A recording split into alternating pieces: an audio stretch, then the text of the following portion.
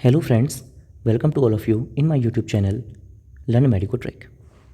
Friend, आज हम cutaneous and subcutaneous infection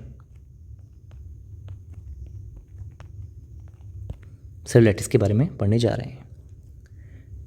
कुछ बुक्स के अंदर इसे एक्यूट इन्फेक्शन और सर्जिकल साइट इन्फेक्शन के अंदर भी रखा हुआ है, लेकिन हमें याद रखना है कि सेलुलाइटिस है वो क्यूटेनियस एंड सबक्यूटेनियस इन्फेक्शन है। जैसे जैसे सर्जिकल एडवांसमेंट होते चले गए वैसे वैसे सर्जन्स के लिए दो टास्क हमेशा चैलेंजिंग रहे। नंबर 1 इन्फेक्शन और नंबर 2 हेमरेज। हालांकि इन्फेक्शन से लड़ने के लिए और सबसाइड करने के लिए एंटीबायोटिक्स की खोज हुई, लेकिन फिर भी इन्फेक्शन हमेशा डोमिनेट करता रहा और उसी इन्फेक्शन के क्रम में आज हम सेलुलाइटिस को पढ़ने जा रहे हैं, जो क्यूटेनियस एंड सबक्यूटेनियस इन्फेक्शन है। Now what is cellulitis? What is the standard definition of cellulitis? It is infection of skin and subcutaneous tissue caused by beta haemolytic Streptococcus. तो मेन जो इसका कॉजेटिव ऑर्गेनिज्म है वो beta हीमोलिटिकस Streptococcus है, followed by, हमें याद रखना है, स्टेफाइलोकोकस ऑरियस एंड क्लोस्ट्रिडियम। ठीक है, तो दो स्पीसीज हमें और याद रखनी है, लेकिन जो मेन कॉजेटिव ऑर्गेनिज्म अगर पूछेगा हमसे तो हमें याद रखना है कि beta haemolytic Streptococcus is a main causative organism for cellulitis. अगर स्टेफाइलोकोकस ऑरियस की बात करेंगे तो ये मेन कॉजेटिव ऑर्गेनिज्म है किसका? एब्सेस का। ठीक है, तो हमें याद रखना है। अब ये कहाँ कहाँ हो सकता है, इसके लिए हमें याद रखना है कि loose subcutaneous tissue and loose connective and interstitial tissues. तो जहाँ लूज टिश्यूज़ होंगे, सबक्यूटेनियस टिश्यू होंगे और लूज कनेक्टिव एंड टिश्यू होंगे, वहाँ इसके होने के चांसेस ज़्यादा रहेंगे। नाउ कैसे डिफ्रेंशिएट करेंगे, हम कैसे पहचानेंगे? पुअरली लोकलाइज्ड होगा, नॉन सुपरेटिव होगा एंड डिफ्यूज्ड इन्फ्लामेशन होगा। नॉन सुपरेटिव मतलब पस फॉर्मेशन नहीं होगा, और पुअरली लोकलाइज मतलब इसके मार्जिन्स जो होंगे, इसकी जो बाउंड्रीज होगी वो वेल डिमार्केटेड नहीं होगी, यानी पुअरली लोकलाइज्ड होगा। अगर इसी के हम अपोजिट फीचर्स को याद रखें कि लोकलाइज्ड एंड सुप्यूरेटिव, तो ये जो फीचर होंगे वो एब्सेस के होंगे। ठीक है, तो हम कह सकते हैं कि सेलुलाइटिस का ही वर्सन फॉर्म जो है वो एब्सेस है।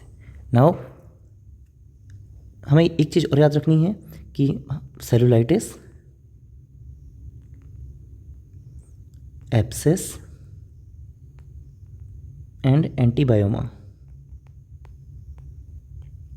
ठीक है, तो सेलुलाइटिस में नो पस, एब्सेस में पस इज प्रेजेंट एंड एंटीबायोमा यहाँ भी पस प्रेजेंट होगा, पर कैसा पस होगा? स्टेराइल पस, स्टेराइल पस, जबकि एब्सेस में इन्फेक्टेड पस होगा। ठीक है, तो ये 3 पॉइंट्स भी हमें साथ के साथ याद रखने हैं। ठीक, now what is the source of infection? तो याद रखना है कि injury either it is minor और इट इज़ मेजर। ठीक है, और इंजरी की वजह से हो सकता है, चाहे वो रोड ट्रैफिक एक्सीडेंट में हो या किसी भी इंस्ट्रूमेंट से कोई इंजरी में हो जाए तो उससे हो सकता है, स्क्रैच एंड एब्रेजन से हो सकता है, और स्नेक बाइट और स्कॉर्पियन बाइट भी सोर्स ऑफ इन्फेक्शन का एक मेन वजह है। ठीक, ना हमें अब जानना है कॉमन साइट्स। इसकी कॉमन साइट्स क्या क्या है? तो हमने पहले ही बता दिया ऊपर कि loose subcutaneous tissue and loose connective tissue जो हैं वो इसकी मेन साइट्स हैं। तो कहाँ कहाँ हैं? लोअर लिम्स में है, फेस एंड नेक है और स्क्रोटम। ठीक है, तो ये हमें 3 कॉमन साइट भी याद रखनी है। Now what are the clinical features? Okay, तो हम जान रहे हैं कि सेलुलाइटिस मतलब इन्फ्लामेशन, आइटिस मतलब इन्फ्लामेशन, और इन्फेक्शन तुमने पढ़ा था कि infection of cutaneous subcutaneous infection के अंदर हम इसे पढ़ रहे हैं। तो ये हमने पढ़ा था आगे क्या कि infection of skin and subcutaneous tissue is cellulitis. ठीक है, तो इसके क्लिनिकल फीचर में क्या होगा? इन्फ्लामेशन मिलेगा, और इन्फ्लामेशन की जो टिपिकल फीचर हैं र्यूबर, कैलोर, ट्यूमर और डॉलर। ठीक है, तो सारे फीचर्स में मिलेंगे along with skin is stretchy and shiny. आप देख रहे हैं, ठीक है, यहाँ पर स्किन जो है वो साइनी है और स्ट्रेची भी है। ठीक है, ये आप देख रहे हैं, तो ये फीचर यहाँ मिलेगा। अगर यही इन्फेक्शन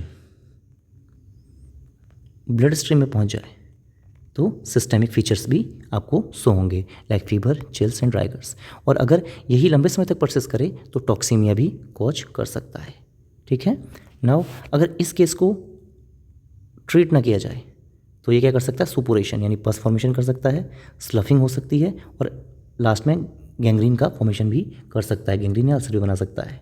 ठीक है। तो यानी हम कह सकते हैं कि सेलुलाइटिस का एडवांस फॉर्म जो है वो एब्सेस है। ठीक। अब हम कैसे डिफ्रेंशिएट करेंगे सेलुलाइटिस को और एब्सेस को, तो यहाँ पर हमने इसके डिफ्रेंशिएशन दिए हुए हैं कि सेलुलाइटिस में no edges while abscess has well circumscribed edges. ठीक है। सेलुलाइटिस में एजेस क्लियर नहीं है, वेल डिमार्केटेड नहीं है, बाउंड्रीज डिमार्केटेड नहीं है। ठीक है। वाइल यहाँ आप देख रहे हैं कि सर्कुलर और मार्जिन्स जो हैं इसके वेल सर्कमस्क्राइब्ड हैं, तो एब्सेस जो है उसके मार्जिन्स क्लियर हैं वाइल सेलुलाइटिस के मार्जिन्स क्लियर नहीं है। नाउ नो लिमिट, सेलुलाइटिस में no limit while limit is present in abscess. Cellulitis की कोई लिमिट नहीं है while abscess has limit. Cellulitis में no pus while abscess has pus is present, वो मैं आपको पहले बता चुका हूँ। अगर पस है तो फ्लैक्चुएशन भी होगा और अगर पस नहीं है तो फ्लैक्चुएशन नहीं होगा।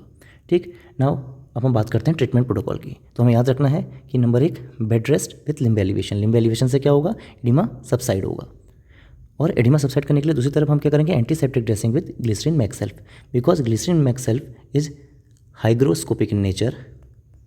तो ये वाटर को एब्जॉर्ब करेगा और अपने ऑस्मोटिक इफेक्ट से जो है एडिमा को सबसाइड करेगा। तो एडिमा को सबसाइड करने के लिए हम लिम्ब एलिवेशन किया और साथ साथ ग्लिसरीन मैक्स सेल्फ की ड्रेसिंग की। अगर पेशेंट डायबिटीज मेलाइटिस का है तो इंजेक्शन इंसुलिन सबक्यूटेनियसली हम उसको देंगे। और अगर स्नैक पॉइजन की वजह से सेलुलाइटिस डेवलप हुआ है तो एंटी स्नैक विनोम का भी हमें ध्यान रखना है। और एंटीबायोटिक्स में हम क्या क्या दे देंगे, इंजेक्शन अगर फॉर्म में देना है तो सिफेलोस्पोरिन ग्रुप, वाइल अगर हमें टैबलेट फॉर्म में देना है तो मॉक्सिक्लैब 25 to 40 mg पर kg पर डे एवरी 12 आवर्स। ये हमें ध्यान रखना है। Now what are the complications of cellulitis. Number 1 abscess, मैं आपको बता चुका हूँ कि वर्सन फॉर्म हो जाएगी। हमने दोनों में डिफ्रेंशिएशन भी बता दिया था कि सेलुलाइटिस है और एब्सेस है। एब्सेस में पस इज प्रेजेंट, पस है तो फ्लैक्चुएशन इज प्रेजेंट। सेलुलाइटिस में पस नहीं है तो फ्लैक्चुएशन इज नॉट प्रेजेंट। ठीक है। मार्जिन्स और बॉर्डर्स को भी हमने बता दिया था कि वेल डिमार्केटेड बाउंड्रीज अगर प्रेजेंट हैं तो वो कौन है, एब्सेस है। और अगर वेल डिमार्केटेड बाउंड्रीज नहीं है तो वो सेलुलाइटिस है। Number 2 necrotizing fasciitis. नाम से क्लियर है कि नेक्रोसिस आल्सो प्रेजेंट फेसाइटिस। और फेशियल प्लेन्स यहाँ पर क्या होता है नेक्रोटाइजिंग फेसाइटिस में कि नेक्रोसिस तो प्रेजेंट रहती ही है, साथ में फेशियल प्लेन भी हमको नहीं सही से डिमार्केटेड नहीं हो पाते। ठीक है। Now toxaemia and septicaemia is also present. अगर ब्लड स्ट्रीम में पहुंच जाए इन्फेक्शन तो टॉक्सीमिया और सेप्टिसीमिया भी कॉज करेगा। और अगर डायबिटीज मेलाइटिस का पेशेंट है तो उसमें कीटो एसिडोसिस भी देखने को मिलेगी। तो 4 कॉम्प्लिकेशन हमें याद रखनी है, abscess, necrotizing fasciitis, toxaemia and septicaemia and keto acidosis. This is the condition of necrotizing fasciitis. टाइजिंग फेसाइटिस। ठीक है। ये नेक्रोसिस दिख रही है आपको। ठीक है। तो इसके बारे में हम अपने नेक्स्ट लेक्चर में और नेक्स्ट वीडियो में डिस्कस करेंगे। फ्रेंड्स, अगर आपको ये वीडियो अच्छी लगी तो इसे लाइक करिए, कमेंट करिए, सब्सक्राइब करिए मेरे चैनल को, ताकि मैं ऐसे ही इन्फॉर्मेटिव वीडियोस आपके लिए बनाता रहूं, जिससे आपको अपने एग्जाम्स में भी मदद मिल सके और आप मेडिकल टर्मिनोलॉजी के बारे में जानते रहें। धन्यवाद।